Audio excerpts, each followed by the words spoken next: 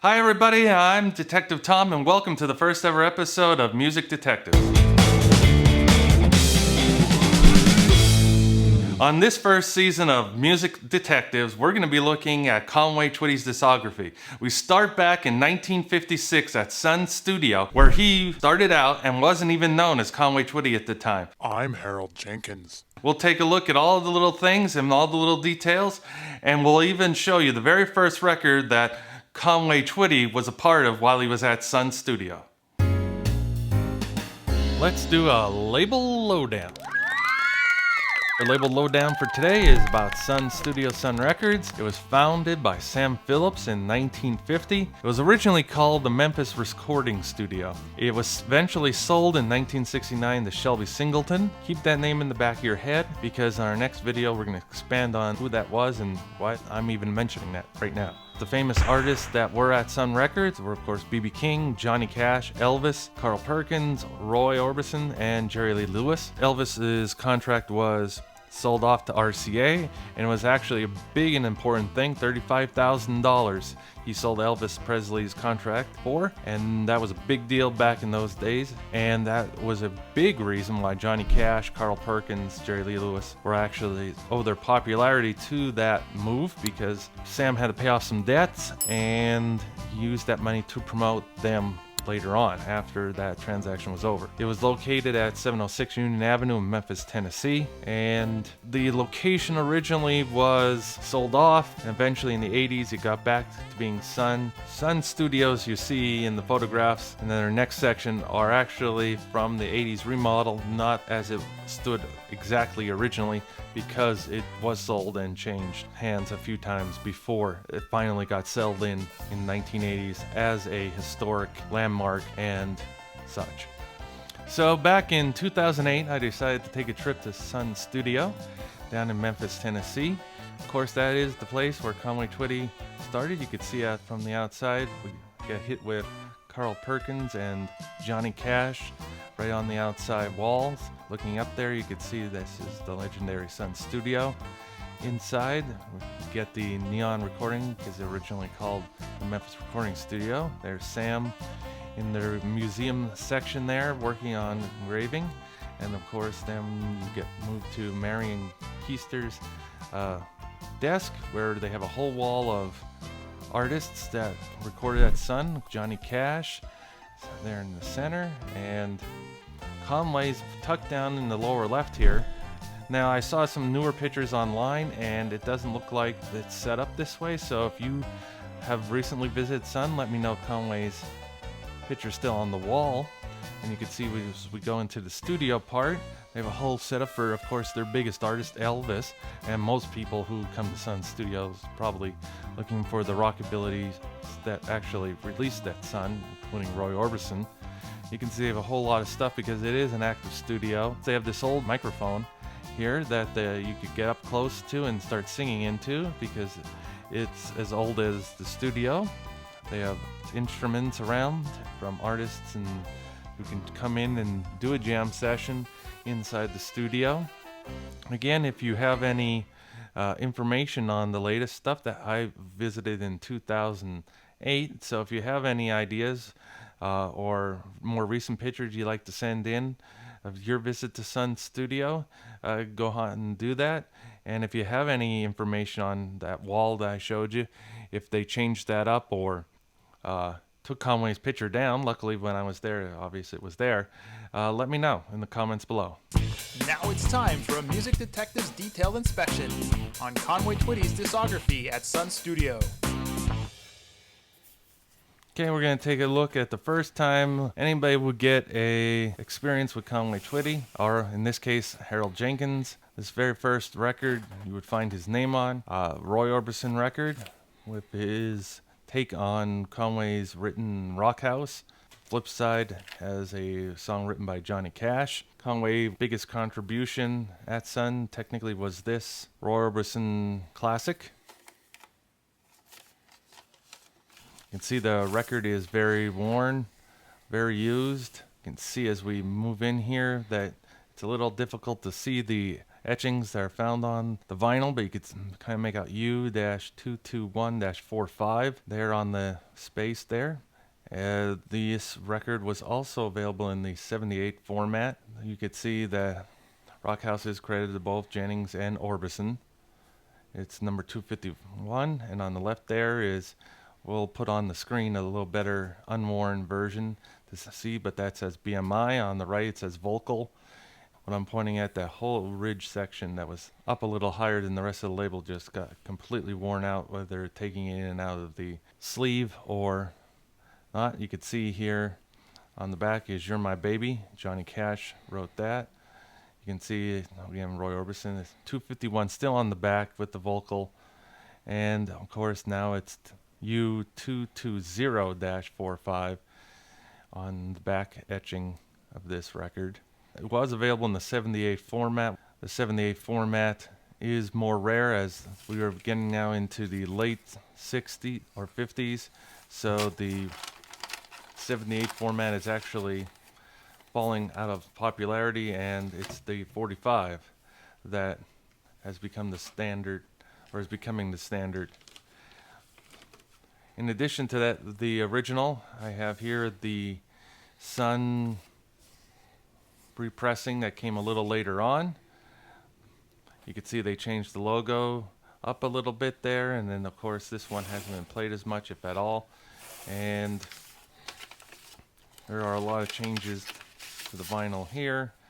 Of course, the names credited who wrote it, and of course the way it's all together, and of course the etchings are a little different on this. This is the Golden Treasure series that was released. You could see that the Rockhouse now has the full name, and it also says a division of Shelby Singleton Corporation, which we'll get to in the second video. When he goes to Mercury, we'll fill in of who Shelby Singleton is. You can see that it's got its etchings there, Sun 12, and you could see a little bit of that additional marking there. Up at the top we have, looks like the Roman numeral 2. That usually was an indication of either the side or the printer, or the plate that was used, or the pressing plant. So we'll definitely look at that. On that side you could see You're My Baby side, instead of the original saying Johnny Cash, you could see this says John R. Cash as being credited for writing the song. And again on this side we have another etching in the space Sun 12B, so they're considering this the B side. And again up at the top the Roman numeral also indicating, like I said, where it was done. So that's the Golden Treasure. You could see that it does include, say, first released 9/24/56, referencing the first one we looked at. That's very well worn. So we'll put that aside and also look at some other vinyl. So as we get now later in time, we find ourselves with Sun Records having a jukebox series and using it under the label name Norton for this. In this case, they released a whole slew of the tracks from Conway. These are Conway's or Harold Jenkins tracks that were actually recorded at Sun under the Norton label, which gets its look borrowed from the Sun logo there. You could see that the logo and design with the music and how it's laid out borrows from the Sun record to give it more of that nostalgic feeling. See Harold Jenkins right there on the left hand side. On the sleeve itself, get a little closer for you. Again, using his name as it was when he was at Sun. It was not Conway Twitty at this point, but if we look at the vinyl record, of course, more people know him as Conway than as Harold Jenkins. So we can see here, aka Conway Twitty, down below where Harold Jenkins is. And of course, it says Sun Records Jukebox Series. The etchings there. There's an etching down below here. Get this up a little higher. You can see that it's etching there with the number and the reference to the recording from his time at Sun. Etched on that side. The other side was Crazy Dreams, which again recorded as Harold Jenkins but never released until this vinyl. And again, you can see there's some etchings on this record signifying again where it was pressed, what reference it was internally to the record company with its plates when it was created in the pressing plant. The Crazy Dreams and Rock House versions that are on this record. Rock House was recorded in mid-1956 according to sources, and Crazy Dreams was actually recorded with a lot of other songs in November of 1956. And we have this new edition that came in, found on eBay. It says it's Cornelius Records. We can see that again it's using the Sun look. We have Harold Jenkins up at the left, and the songs Give Me Some Love with I Need Your Kiss. Look here at the picture, and if that looks somewhat familiar to you, a lot of these are in the Conway Twitty's Rock and Roll Years box set from Bear Family Records. You can see it says it's a limited edition, 300 copies. There it's pointing out that his middle name was Cornelius Samuel Cornelius Phillips, who started Sun Records. And again, a couple of references. The top one there being a little more odd because that one was actually from his time at MGM, so the timing with that is a little off with the accuracy in terms of what photos are on there. But if the photo looks familiar, it's because here we go, we have the Rock and Roll Years, and if you look at the very first page of the Rock and Roll Years, we see his photograph with Bill Harris. And if we get this out here, you can see how they photoshopped this to be the cover. You can see that they kind of cut out Bill Harris, though there is some of Bill they couldn't quite cut out. If you look closely, there's a little bit of his shirt arm kind of through the guitar there that end up showing up. So it was just a simple cut kind of straight up and down and then cutting out the record. So that's actually the full photo that they kind of borrowed for the front of this eBay special.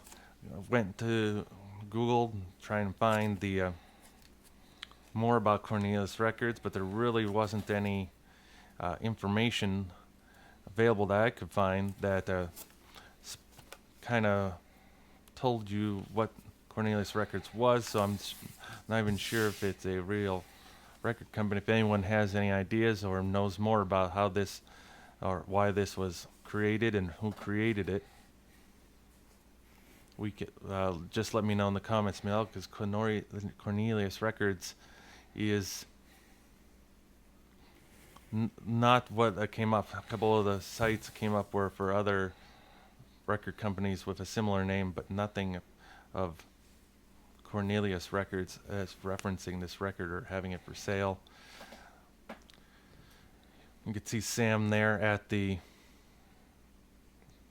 recording it, and of course the 300 copies. It was briefly on eBay, and again there that top one is from his movie at MGM, so not quite fitting the overall theme here accuracy wise. If we open this up, we'll see again it's kind of got some sun color scheme going on both sides, crediting Sony Publishing and Harold and Jenkins, of course, keeping it no AKA like the other record referencing this was actually Conway Twitty. So if we go inside here and see if we can get any more clues from the record itself, you can see right at the top we got some numbers coming up, professionally pressed from a machine now, not handwritten. So giving you an indication that, of course, this is much more modern than the previous ones we've been looking at. And having that marking on both sides.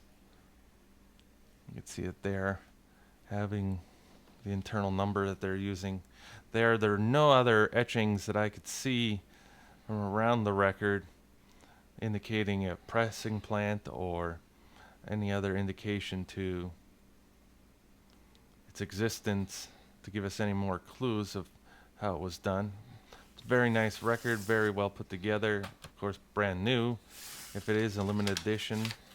So if you have any ideas, anybody familiar with this Cornelius Records, if it really is a legit, or if it was a temporary thing, or even a fictitious thing just put together as a quick way to just have a name borrowed from Sam Phillips Sun Records, just to kind of have a generic name to kind of put this together. So if you have any ideas, anything at all, just let me know in the comments below. If you have any more information on this record or any of the records that we've seen in this video, I'll be putting information that I find in comments and in the description.